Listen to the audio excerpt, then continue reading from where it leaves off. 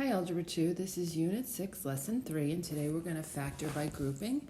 This is also something that you have done back in algebra. So far we did greatest common factor, GCF, and difference of two perfect squares.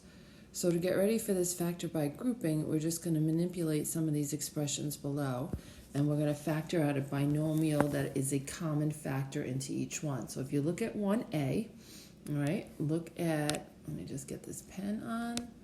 Look at, I have 2x plus 1 and 2x plus 1 in both expressions. So basically, I'm going to factor out a 2x plus 1. And when I factor out a 2x plus 1, from this first part right here, I'm left with x. And when I factor out from the second part, I'm left with positive 7. All right, so those are my two factors that I have. In B, same thing is going on. I have x minus 2, and x minus 2 is a common binomial factor that I can factor out. So I factor out x minus 2, and then I'm left with 5x in the first expression and negative 4 in the second expression. So once again, that's my answer right there. In C, I have x minus 7 that's in common to both of these. So that's the factor I'm going to factor out. And when I do that, I'm left with x plus 5 from that first expression.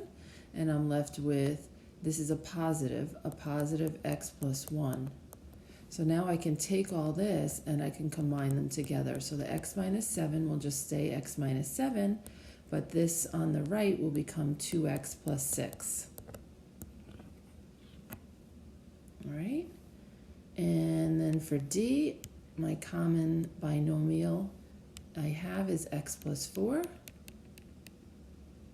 and what's left on the left is 2x plus 8.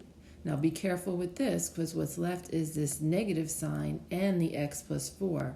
So basically you have the negative and you have the x plus 4. That negative needs to get distributed to everything inside. So I have x plus 4. I have 2x plus 8, which is fine, but then that's going to be a negative x and a negative 4. I'm sorry, I did the wrong thing. All right, so let me just erase that.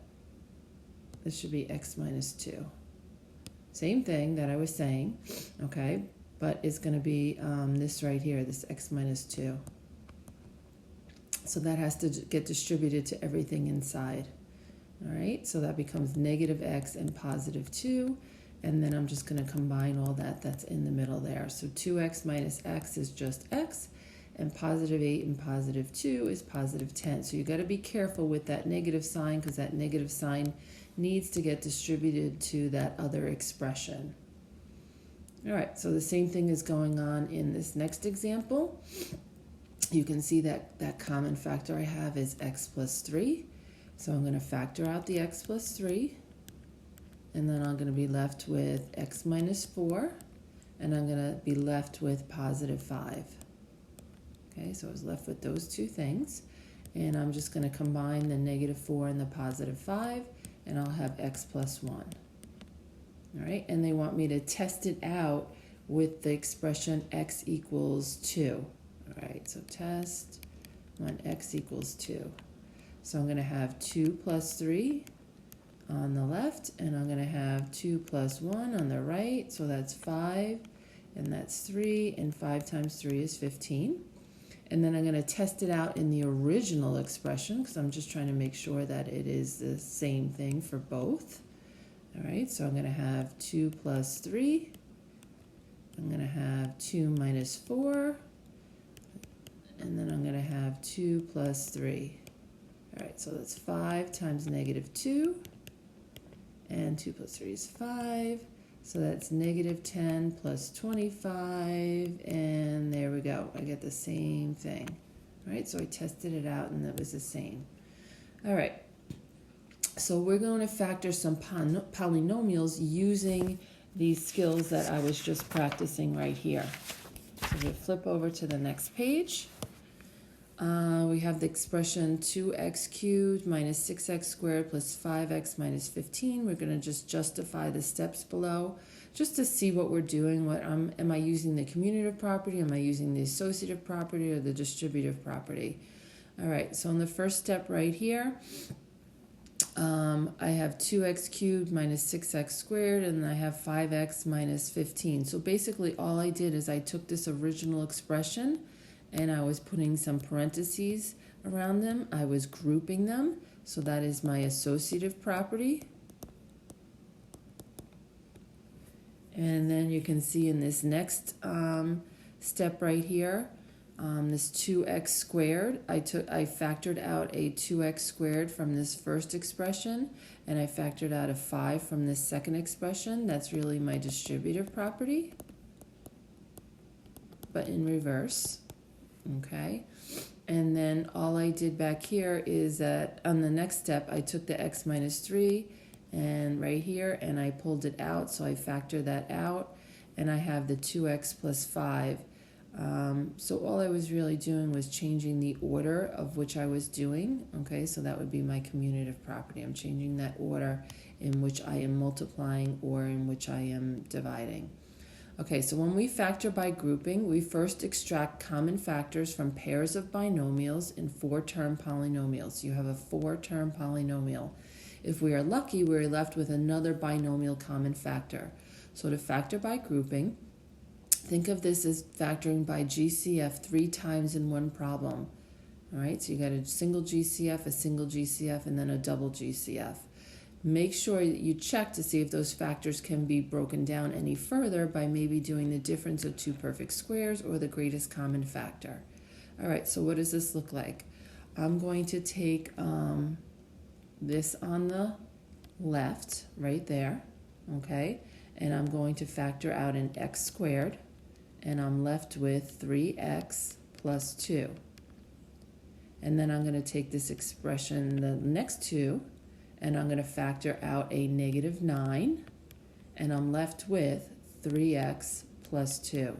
So that's the whole idea behind this is you're going to factor out a greatest common factor, 2 of these expressions at a time, right? A binomial, and then hopefully what you're left with is the same exact factor. So that's the goal. This really only helps if you're left with that same exact factor. All right, so now the 3x plus 2 is going to be written, and what's left is going to be written. What's left is the x squared minus 9.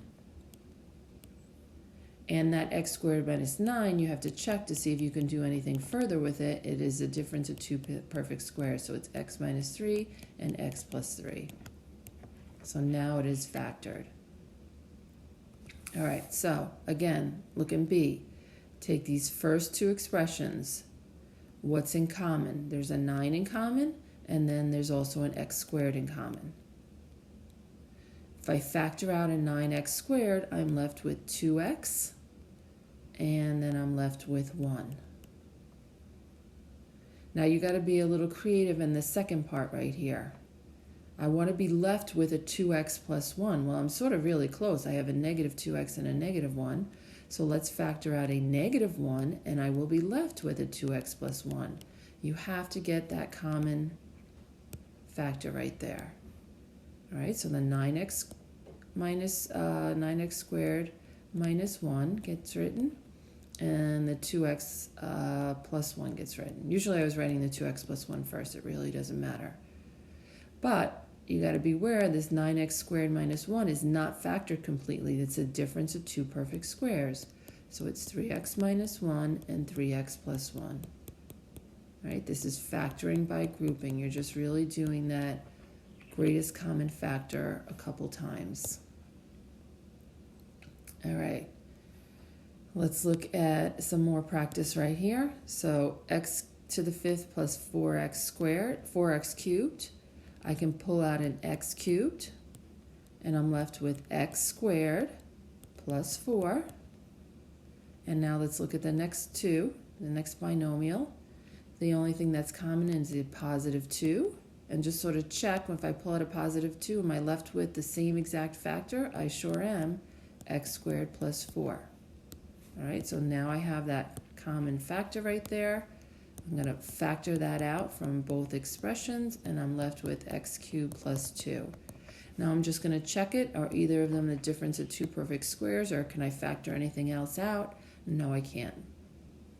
All right, and last one right here, 5x cubed plus 10x squared. Look at the number. All right, I can pull out a 5. Look at the x's.